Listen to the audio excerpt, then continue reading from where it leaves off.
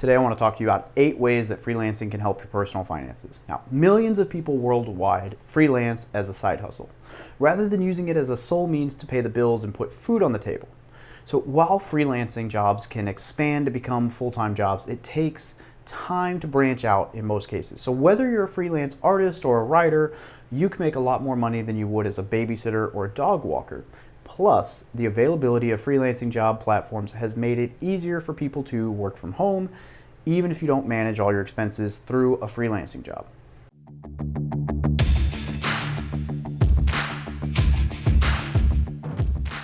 Your side hustle can help pay for miscellaneous things. So let's do an in-depth analysis of how freelancing can help your personal finance. We're going to take out the commute costs.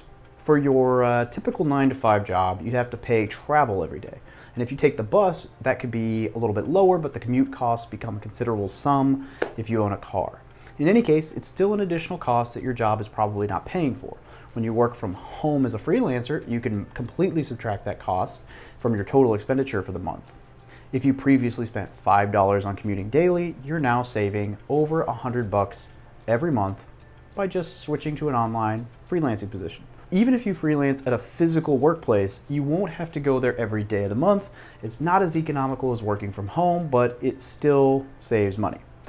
There's no more apparel costs. Depending on your workplace, you'll be required to follow a specific dress code. It's possible that casual suits aren't your everyday fashion style, so when your corporate job requires you to wear a certain kind of apparel, you have to spend money on buying it. Additionally, if you're a woman, you'll have to spend money on makeup, hair care products, and all that other stuff, since appearances matter a lot in most workplaces. I don't actually know that. I'm a dude, but I am speculating here from my life and experiences. According to Forbes, the annual family, or the average family, spends around $1,700 annually on buying clothes, which you can get a significant cut down on this cost if you don't have to go out in a workplace and conform to the dressing room or the dress norms, right? So in the contrast, if you work from home, you can sit around in PJs, no one would bat an eye, and there's no stress of having to look perfect every minute of the day. And then there's coffee money. If you freelance as a side hustle, you can make enough cash to fulfill your everyday needs. In this way, you can use your salary to pay for the utilities and other domestic expenses, while the freelancing money goes to miscellaneous things. So suppose you earn $300 a week working as a freelance writer. You could use this money to pay for the fuel, coffee runs in the morning, retail therapy, eating out, whatever. And then there's an annual vacation.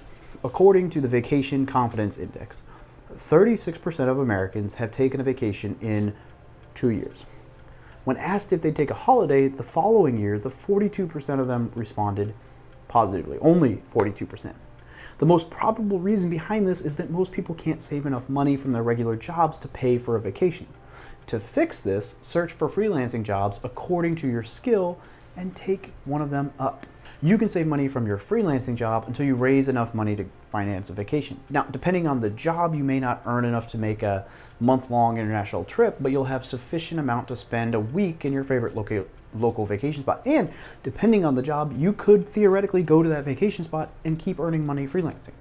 Now, you could pay student loans. According to Forbes, 42 million Americans were paying student loans in 2019.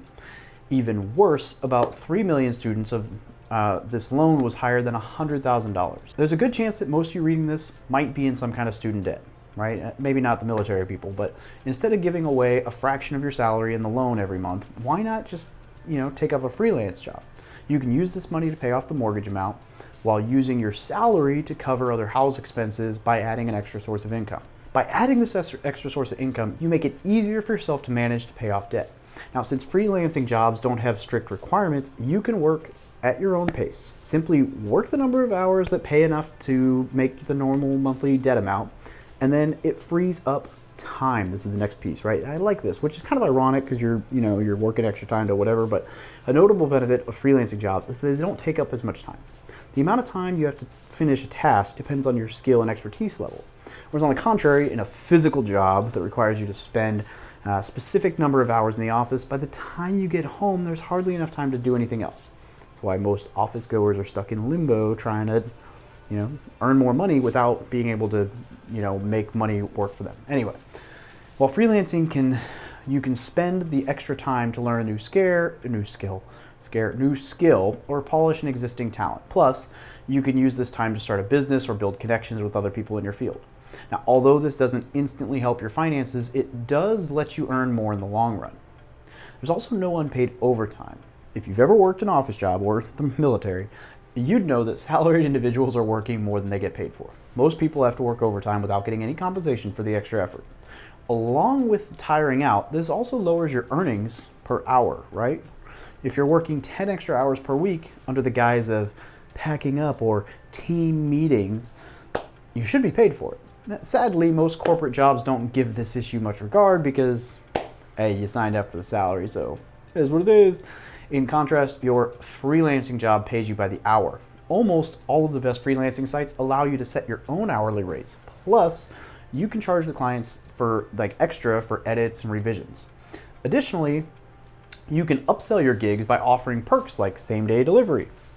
If you don't know what you should charge as a freelancer, use this handy calculator that I found to determine your hourly rate relative to your annual income goals. I'll link below to that calculator. It's in the articles. If you want it, you just go to the article too, which I will also link below. You can also earn more.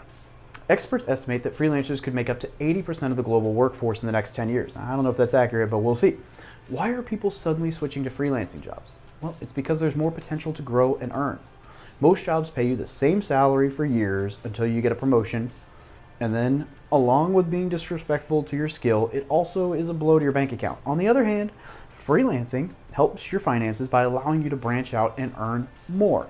You can raise your rates in a few months of working if you found enough clients and have strong portfolio and good reviews. But freelancing gives you more control over all this stuff, and I'm definitely a fan. The US freelance market earned $1 trillion, yes, with a TR, trillion dollars in 2019. That should be enough proof to convince you that there is some money in freelancing. Now, if you don't plan to leave your full-time job, you can take up a side hustle or, whatever to help your finances. According to Indeed.com, a US freelancer earns an average of $797 per week. Now, even if that's not enough to pay your rent, it can help ease most of your financial burdens. So this was actually a guest post written by Mike Sanderson. I really appreciate it. I'm going to turn it into a video. I'm going to embed this in his post, but the post has some links to really cool calculators.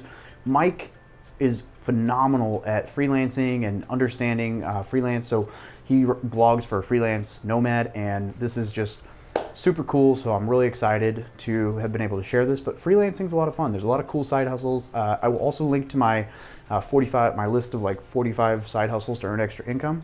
But just know that freelancing is a very viable way to earn a little bit of extra money. I highly recommend that you check it out. Have a great day, subscribe, and smash that like button.